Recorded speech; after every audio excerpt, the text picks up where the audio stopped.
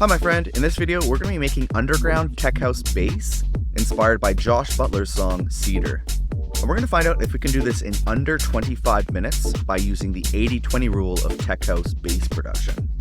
What you're listening to right now is the song that we'll be working on. And what you're looking at right now is the Ableton project file that we'll be working on. We'll be focusing on this group in particular, this bass group right here, and we'll be going in order of how I actually built things out so you can follow along when you're creating the basses for your own tracks. Make sure you stick around to the end of the video because we'll be doing a full recap of the 80-20 rule here so you can apply it to your own music and finish songs faster. Because the bass here really only took me maybe 20 or 25 minutes to recreate. And this full track here, we can see arranged, mixed, mastered, and completely ready to go. Only took about 5 hours over the course of a week for me to complete. So finishing songs fast like this is something that you would like help with. I made you a free bundle of template samples and special bonuses that I use to completely finish one song like this every single week. Visit the link that's on screen now or in the description to grab the ultimate song finishing toolkit for free. And if you want to take things to the next level, you can also find a link to this video's project files in the description as well. But with that said, let's jump into this. All right. So when it comes to the bass for this, it's fairly simple, I would say, in terms of both like the pattern that's being played as well as like the sound design. But when you listen to like the full track here, it's super fundamental. So it's there's not a crazy amount of synths and vocals or anything like that going on in this tune. So a lot of what's carrying the weight and the vibe and the energy and like the what makes this tune is the bass, and of course I would say the drums as well. So with that said, I'm gonna stop yapping for just a moment so you can have a listen to the bass in particular. We'll listen to it with the drums like this, and then I'll also solo it for a moment so you can have a listen.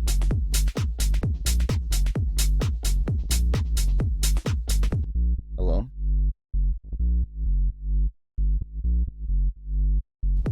Cool, so that's what it sounds like. Let's have a look at the notes.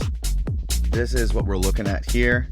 I'm not a music theory master, so I can't tell you too much about what's going on here. But what I can say is usually the way that I approach this is there's a couple of ways. One is that what you can do is you can, I think that's what I did here. You can grab like a little bit of the song.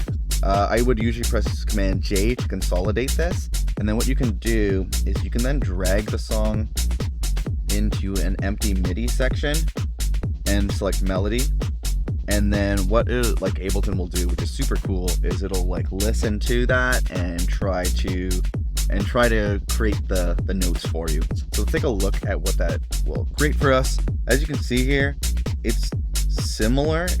It's not the same, but what this does is it does give you kind of more or less the right notes and gives you a really good jumping off point. So that's what I did to start this one off. And then basically just flicked back and forth to the reference track and what we have going on here to fine tune the notes, and then slowly you start it by copying the reference track and then slowly trying to adjust the notes a little bit so that you can be having something a little bit more original. So that does remind me of something really important that I want to mention. Is what I have here, as you can see, I've dropped Josh Butler's song Cedar into the project file and I've turned off, and I've mapped the solo button for this track to the S button on my keyboard. This way I can flick back and forth. So that way what you can do is then make sure you're selecting the right notes, the right sounds, and the right volumes, and that's going to be a big 80-20 rule right there. Just a little teaser for y'all. But with that said, so the first thing I'll usually do is make sure that dialing in the right notes. A good trick that you can do is that convert to MIDI melodic function, and then just adjust by flicking back and forth between the reference track and what you got here. Another thing is moving a little bit onto the sound design. I have 2 tracks in the bass. I usually like to work with 2 tracks. I feel like Josh Butler and probably most folks are probably like that's just one bass sound that they're using. But what I like to do is I have the subs layer and then I have like a mid bass layer. So let me turn off the mid bass so we're just listening to the subs. And there's 2 reasons I like to do this. One is because when you're working with a sub sound, particularly as you're, dialing in the right MIDI notes, it can really help you focus on just choosing the right notes without getting distracted by the sound design, making sure that you're getting the pattern and the notes and the MIDI down really well first. It's a similar idea to like how some people might use a piano or a guitar first to write something and then kind of get crazy with the sound design later. In terms of this sub, I'm running into a little rack that I've made. It's called the V sub, and basically all it is a Ableton operator device, and it's set up to basically just be a sine wave. That's kind of what a really good sub really is, but then with some options to add in a little bit of saturation to add a bit of grit to the sound and make it cut through like laptop speakers and stuff like that. A little bit extra little things going on here, a little bit of like mid scoop, so I'm removing some of the mids there. And then also what I have is a one knob sidechain, which we'll get into in a moment, but this is just a one knob sidechain going to quarter notes, which is what the kick is playing. It's just a one knob way to add that pumping effect, which is cool and vibey, but it also makes sure that the kick has room to shine through. And you can do this with one knob, just using your ears, no annoying like routing compressors and stuff. And then what I also do have here is a EQ8 set on a high shelf. So we're just removing some of the high shelf of the highs of this track just a little bit.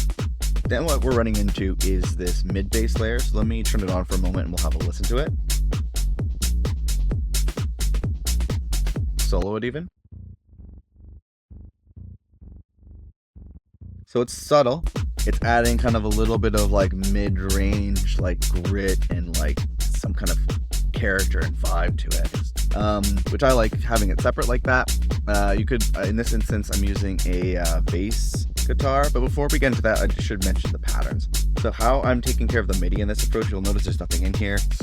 What I usually like to do is, instead of having this mid bass layer set to all ins, which means it's going to look at the MIDI that's on the track, I've set it to subs so that the MIDI from the subs layer is routing into the bass guitar layer.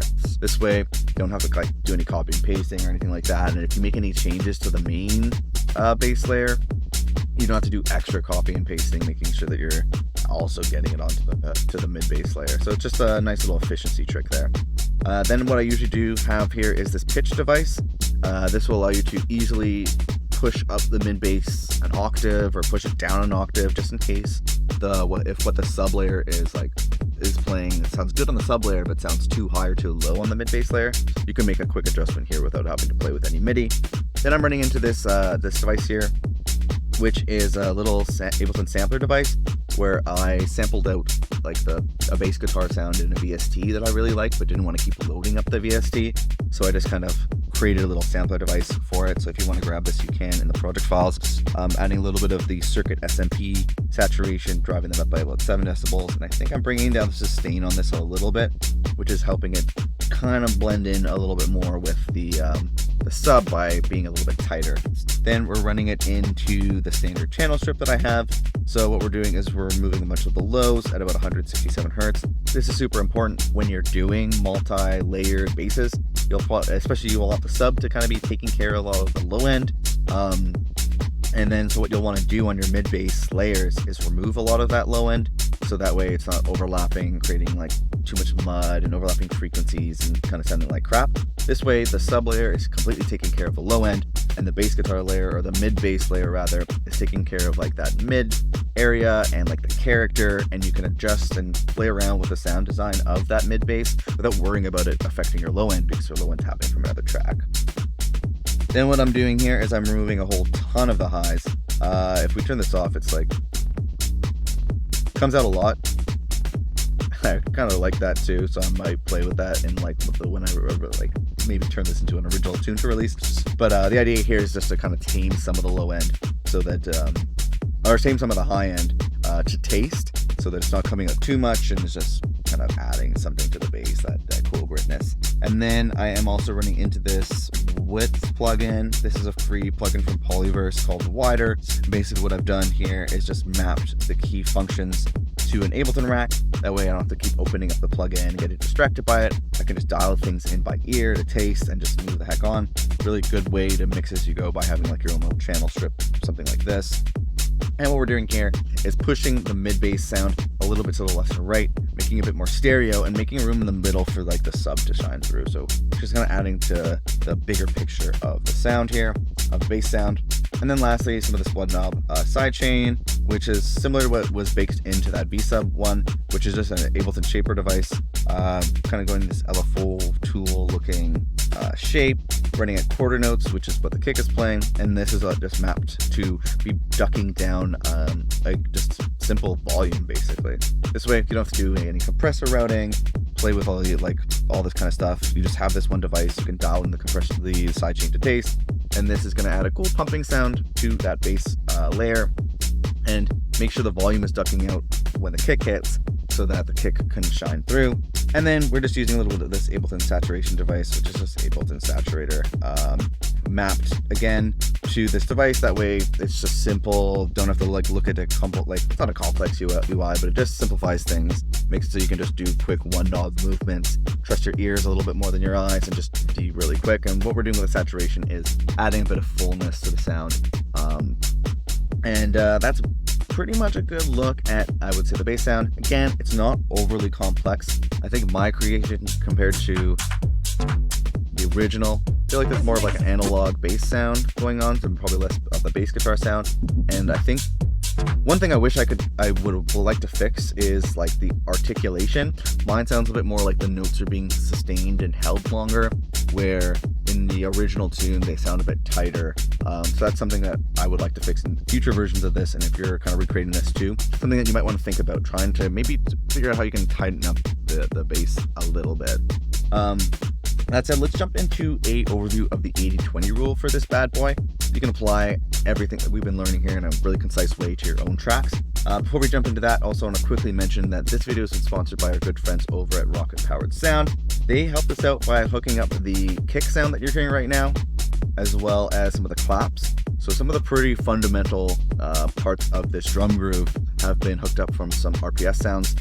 These are from what they have called the Ultimate Sample Pack, which is a collection of over 1,000 sounds, like really iconic, usable sounds that can be used in a lot of different things. Super useful for like the similar sound feature that I mentioned that Ableton 12 has in the previous video on drums for this one. And you can grab that for 30% off by using the code ULTIMATEBESTFRIENDS. There's also a link on screen now and in the description that you can follow if you want to grab that for 30% off. Yeah, thanks a lot to our friends at RPS for hooking it up. And also, if you grab the project files for this, they're also hooking it up. Whichever samples have been used in the project file, you'll also be able to use these RPS sounds as well if you grab the project file. So yeah, thanks a lot to RPS for basically just hooking up our community in all these different ways. And with that said, let's jump into the 80-20 rule for this video. Hi, my friend, Matt from Best Friends Club here. And if you've been paying attention, then you probably have already figured out what the 80-20 rule is when it comes to building out your basses. So the goal here is to get 80% of the result with only 20% of the time, energy, or effort. And because the first key to the 80-20 rule of bass is to use a reference track, we're making sure that we're very easily hitting 80% of a very professional sounding track. In particular, we focus on nailing the notes that our bass is playing, the sound design of our bass, as well as the volume of our bass track compared to that reference track. This just keeps things fast and super focused. The second key of the 80-20 rule here is to layer your basses so that you have the maximum amount of control over your bass's melody, low end, and the character or vibe. The third and final key is to repurpose your old projects by adding old project files, racks, and entire groups to your Ableton collection folder. By creating a suite of powerful templates, Ableton racks, and one knob effects that you've personalized and curated over time, it's going to make sure that you get a higher quality result faster. If you'd like to get a head start by downloading all the racks, templates, and all the files that you've seen me use in the Ableton project file for this video, or if you'd just like to take a closer look at any of the techniques or tracks you saw me work on in this video at your own pace, you can find a link to this video's project files on screen now and at the second link that's in the YouTube description. I'm recreating a different song from the Beatport top charts every single week and making the project files available to anyone who wants them. You'll also get access to a private Discord where you can ask me and the community questions, as well as share tracks for feedback. If you or your music are not quite ready for a shot in the arm like that, I've also made you a completely free bundle of templates, samples, and special bonuses that have helped me figure out how to completely finish one new song each and every single week. And you can grab that free Ultimate Song Finishing Toolkit by visiting the first link that's in the YouTube description here. However, if you just feel like staying on YouTube for now, that's totally fine. Save that link for later and check out this playlist of videos where I remake basses from other songs from the Beatport top charts. Or if you want to take what you learned in this video to the next level, definitely check out this video right here.